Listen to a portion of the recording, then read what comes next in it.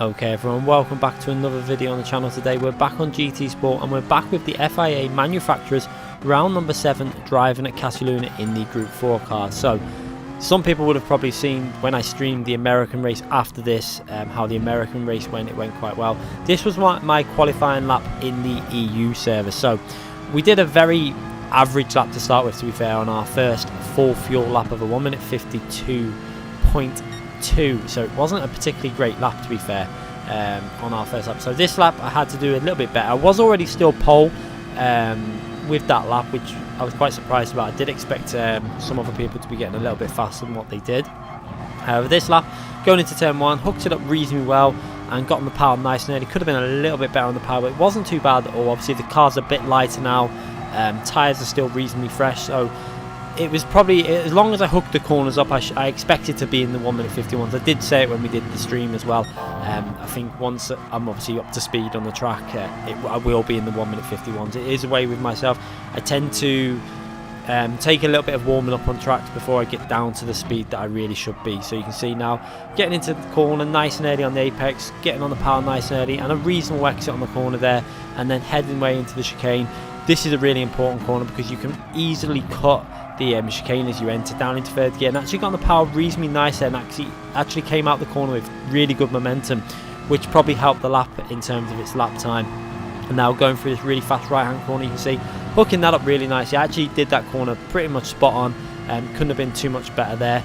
And then going into the braking, using that little the blue warning light for if you've got a back marker or a yellow flag warning light. There's a little signpost on the side there. I use that as my braking reference.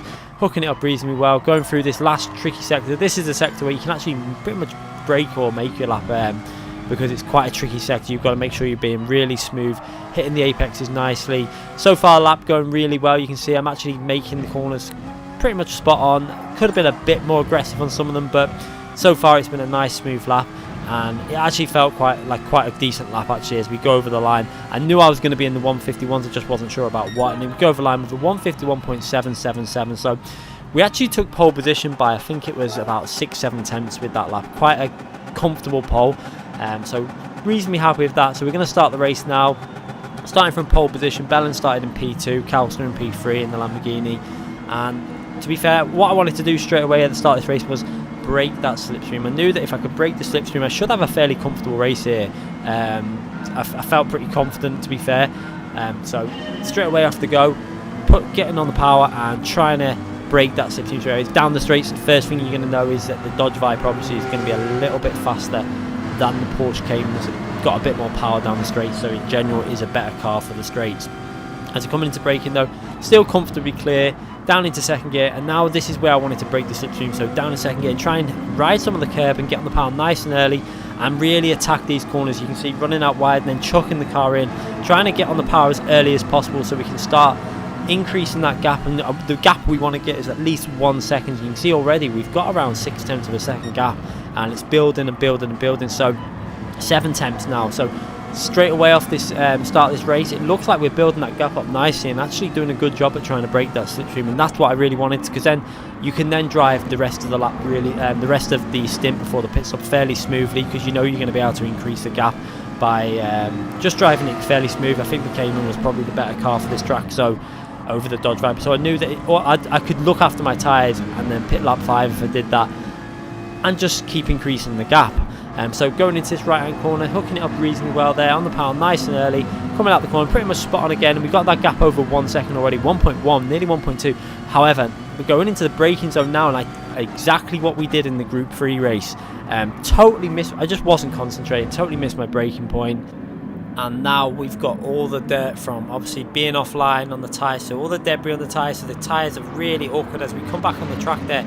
We actually rejoined side by side. I don't think we both realised we were there, but he ended up going down the inside there, gave him that spot back really, let him take into P2, because I did actually come into contact with him there. So he's back into, I'm now down to P3, and I've got a lot of hard work to do. As you can see, P1's actually got quite a big gap, and now I've got the added difficulty of having the car in front giving me a lot of understeer through the corners, and the car's just not behaving the same. Obviously I've still got the dirt on the tyres.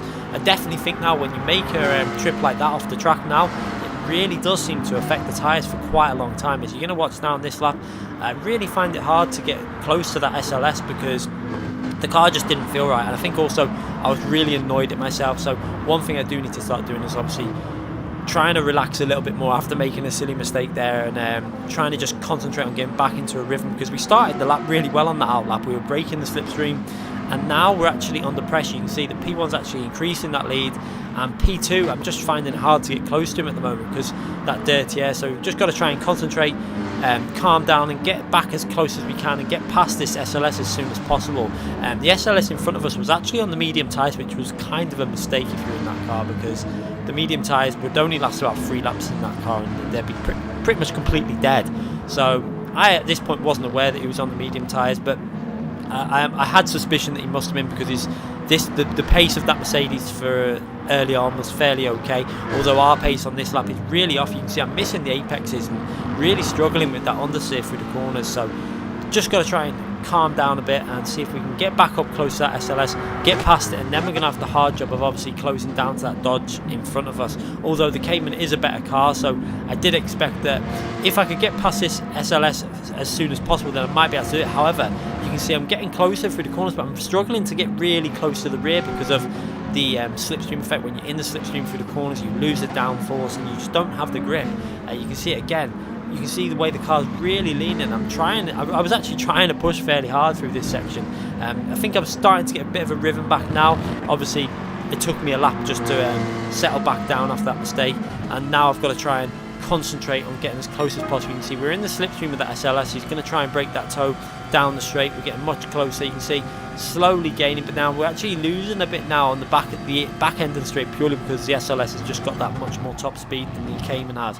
As we go into the braking down into second gear, trying to get on the pound nice and early, and this is the part of the track where we're going to be able to gain quite a bit. You can see gain 2 tenths straight away on the early entry into the corner, and we're down to under half a second behind now as we come into the next braking zone. And I was really just thinking, where can I get past? I've got to get past as soon as possible, because we're now nearly 3 seconds behind P1 in that Dodge Viper, which is really not what I wanted, and this is going to cause me a lot of trouble obviously. And I think when we went off track, I think it really does seem to affect your tyres, because the car just didn't feel right at this point of the race compared to what it had done. I mean, if you would have watched the American stream, the lap times were just so much faster. I mean, that lap 2 there, 153, was so far off the pace. I should have been doing 152.2s to 4s at that point in the race, maybe 0.5, something like that. So it was nearly a second off. Some of that was down to the loss of slipstream. Some of it was probably my aggressive driving, where I wasn't really driving smooth enough, so it's my own fault really. As we're going to come into the braking zone, we're going to try and go for a move now. You're going to see I just relied on having the better brakes, going into the corner, out-braked. He saw me coming very late, managed to get it on the inside, down into first gear to try and get a bit of acceleration out of the car, and he's going to try and come back. He actually bumps us into the side there as we go into the braking zone, and then into the right-hand corner. He runs a little bit wide there with slightly bit of contact, but he just seems to be suffering with a lot of understeer of his car. You can see his tyres really suffering now, and we managed to get ourselves back up to P2. And the Mercedes now, his tyres are completely dead. He's got the mediums on, he's coming to the end of lap 3, and that car is really struggling. You can see through the corners, he's just got no grip. Watch how fast we just managed to pull away straight away, and now I'm able to try and make some sort of an impression on P1 in that Dodge Viper, and I need to do it fast, although I feel like the tyres just weren't in good condition at this stage of the race. You can see 3.3 seconds clear P1, and I'm just going to have to try and push as hard as I can and see if we can break that gap down to under 3 seconds. You can see though, missing the apex again, and we've only done 3 laps so far on these tyres. They should be in good condition, but they just didn't feel right. This is why I say I think for every little off track you do where you're picking up dirt on the tyres, it definitely seems to affect the tyre wear also for that forthcoming, for the next lap or so. It seems to increase the rate of tyre wear, because obviously if you've got dirt on the tyres, they're going to slide around more, you're going to slide the fronts more, and it just seems to take a little bit of the life out of them. So that's one thing you've got to try and avoid, is making mistakes like I did there. And it's a really silly mistake to make, and hopefully we can try and get rid of these, because I've done this a few times now. I think it was in Fuji I'd done it, in the Group 3 race at Catalunya, the same track here we did it, and now again in the Group 4 race. So 100% my fault. I'm sure when it really matters though, we'll be concentrating a little bit more. Obviously this is not the official season, this is just an off-season exhibition season, so it's not a massive issue really. We run a little bit wide there, but managed to get back on track, so we don't pick up a penalty. As long as you get it back on track as soon as possible, the game realises, I think, and doesn't give you a penalty for that. And going into the braking zone, you see, coming to the end of lap 4 now, we've got that gap under 3 seconds, so we've actually gained 3 or 4 attempts on P1 at this stage. Who is, I think, is also on the medium tyres. We're going to see as he goes in the pits. Presumably he was on the medium tyres because his pace was fairly good. I think he actually goes in the pits now, which quite surprised me, because that means he's going to have to do 6 laps on the last stint. But I didn't know what to do here now. I decided to do the opposite. When I seen him going off into the pits there, I decided it's going to be better for me to do the opposite of what he does, because he's got in with the medium tyres. So I'm going to be a lot slower on this lap, so I know that when he comes out, if he gets clear track, he's going to probably get that lead up to 4 or 5 seconds, which is going to be quite hard for me to gain. But I felt like it was probably the safer option, rather than pitting right behind him and having equal tyres to the end. I decided to try and give myself the fresher tyres and just try and get a clean lap in now and try and get back into a rhythm of the track. You can see trying to get the car over, but the understeer on the front end is really bad. You can see the car just sliding on the front end.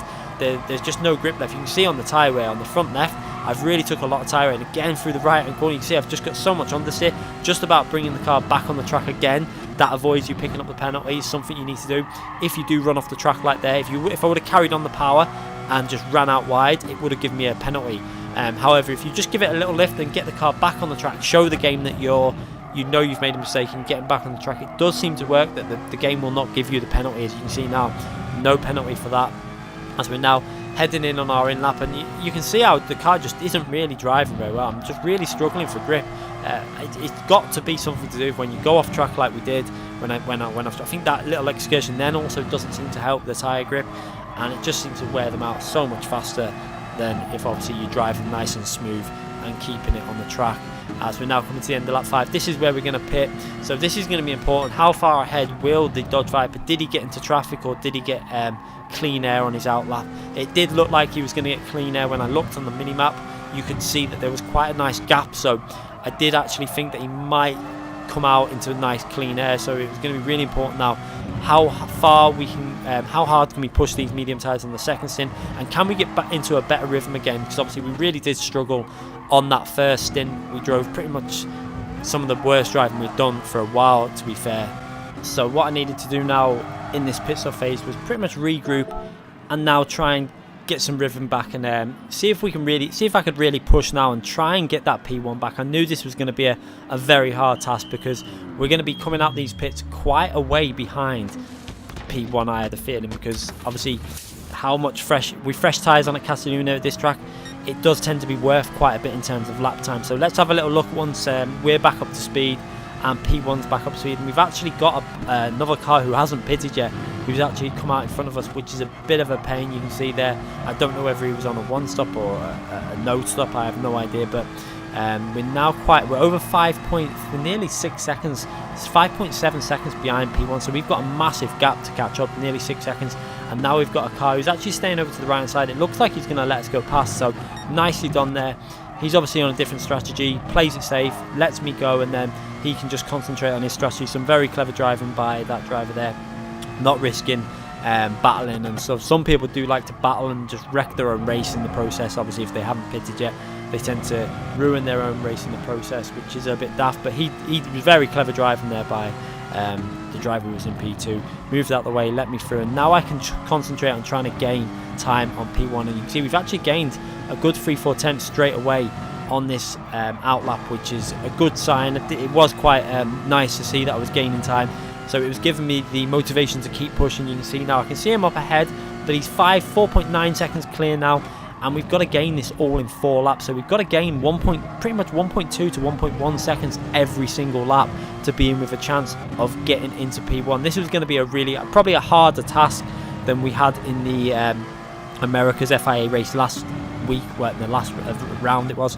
when we were really chasing down P1, because Bellin's a very good driver as well, and the driver that we're chasing in the Red Bull race was a very good driver as well. So, but we're a little bit further behind this time. We've had to come back from nearly 6 second gap behind and try and close him down. I knew I had the better car. Obviously, you've got the fresher tyres because I did that extra lap on the first stint, which is going to mean my tyres are going to be much better now for when I'm really going to need to push with the low fuel. And it's going to be interesting how close we can actually get. This is going to be quite intense now, as we're going to try and chase down Bellin taking as much time out of him through the corners as possible. That's where we're going to gain the time. Through on these straights isn't really where he's probably going to gain a tenth or so on us on every straight. However, on the corners we can really take so much time out of him. You can see the gap now down to 4.2 seconds, and we're driving much better now. This is the driving that I really should have been doing in that first stint, but again, we did this race before, obviously the American regions, because that's the way it works, and I didn't have time to warm up. I jumped on, I think it was like 10-15 minutes in the time trial. It was the first time I've been on the time trial.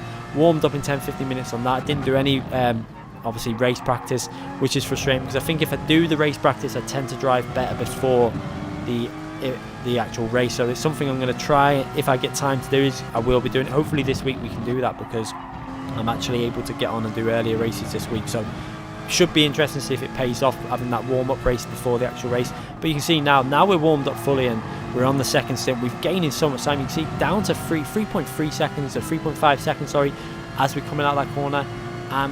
We're just gaining so much time on him at every corner. You can see the traction zone's 3.1 seconds now on the power, nice and early. And look at the difference on power. You can see the traction areas. We're gaining so much time, and it's just literally, it's coming so close now. I can see the gap decreasing. It's visual, and when you can visually see a gap decreasing like that, it tends to spur you on to do even better laps, because you start really concentrating on the car in front and visually seeing the gap decreasing. It helps your driving, I think, in a way.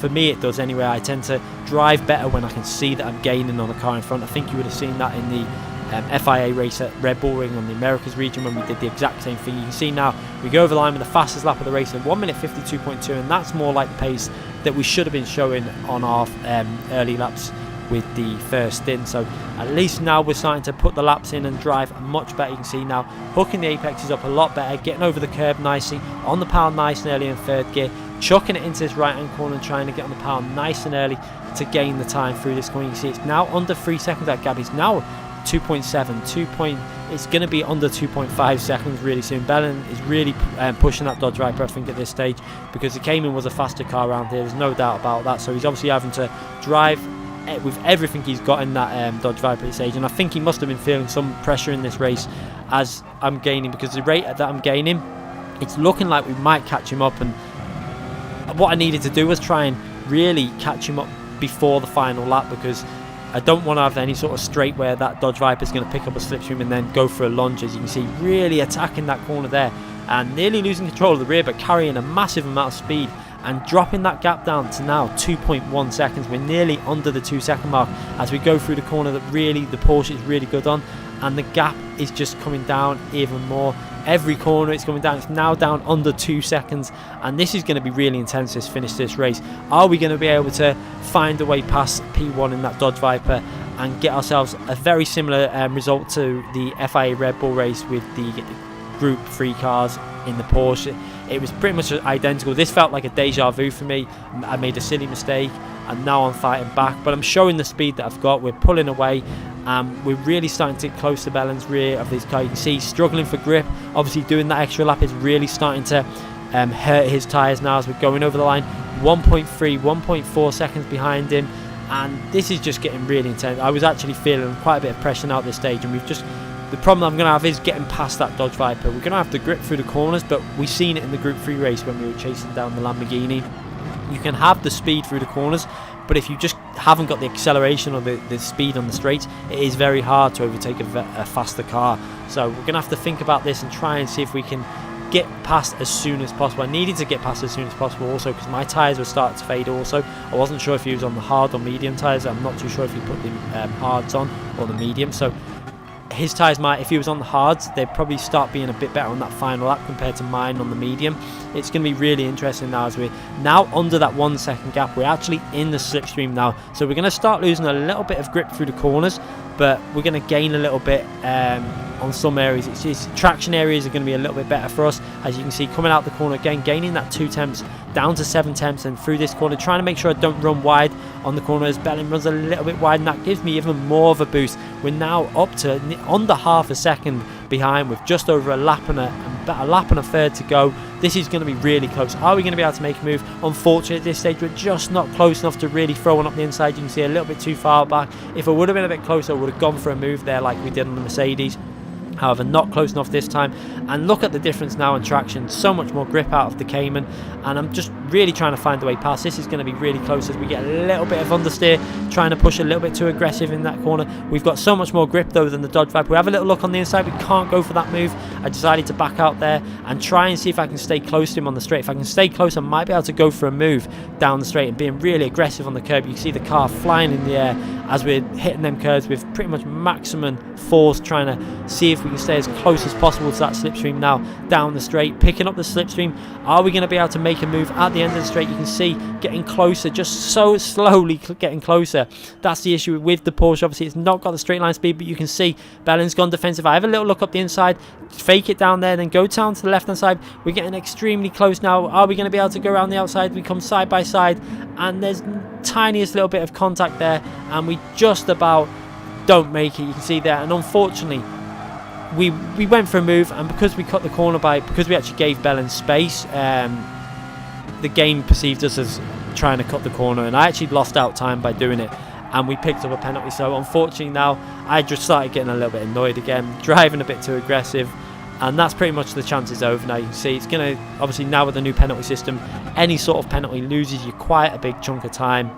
So now I pretty much settled for P2, and I was a bit frustrated. I gave it everything I could for them few laps, but unfortunately it wasn't enough to get myself into the lead at the end of the straight. I tried the move, and unfortunately it didn't pay off. We'll have a little look at the replay of that move at the end of this race, and I'll show you why I picked up the penalty. And it was a little bit annoying. We did have contact, but it wasn't for the contact because it didn't get SR down.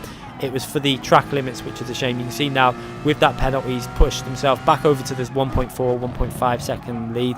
We are going to gain a little bit back on him through this last sector now, but I wasn't really pushing 100% now. I've kind of given up on that because there's no way to really get past P1 from this position now in this last sector. It's too far back. So unfortunately, it didn't pay off for us this time. We did push as hard. I did push as hard as I physically could. I got so close, nearly made an amazing overtake round the outside.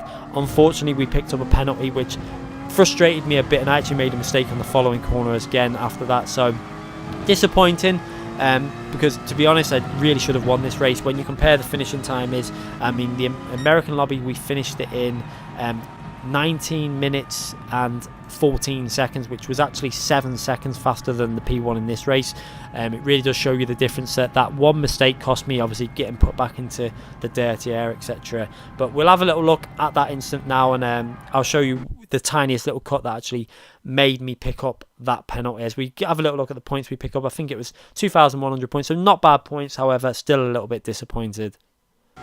So what we'll do now is we'll have a little look at the replay of the instant that I picked up the penalty from. You can see going down straight, picking up that situation slowly again, had a little look on the right hand side, and then he turned into me a bit there, which made me back out of it and give him space. And then again, there you got massive understeer, so I drove wide to give him the space, and then because I went over the curb on the left hand side, it gave me the time penalty. It wasn't for the contact because there was no SR. If you watch it back, you'll see there was no SR down, which means that's not what you got the penalty for. It's for the cut that I did on the corner. But I understand why I got the penalty, but I think the system could or maybe should start working out where you've clearly not gained any time, because I went through that corner so slow because I tried to give him space. Maybe I think what I should have done on that corner was I made the wrong decision in trying to go for that overtake round the outside. What I should have done was brake early, let him run wide there, and then cut back and try and get him on the inside of the really fast right hand corner. But sometimes you make the right decision, sometimes you make the wrong decision. That time I 100% made the wrong decision, and it was my fault. So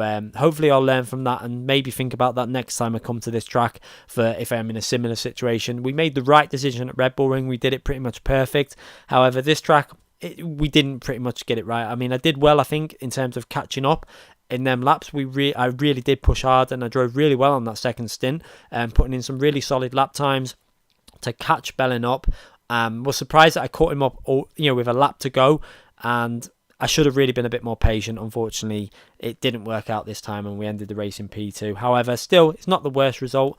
So make sure you subscribe to the channel if you haven't already subscribed, because we do upload as much as possible, and we are going to be streaming as much as possible as well. Hopefully 3 to 4 times a week at the moment.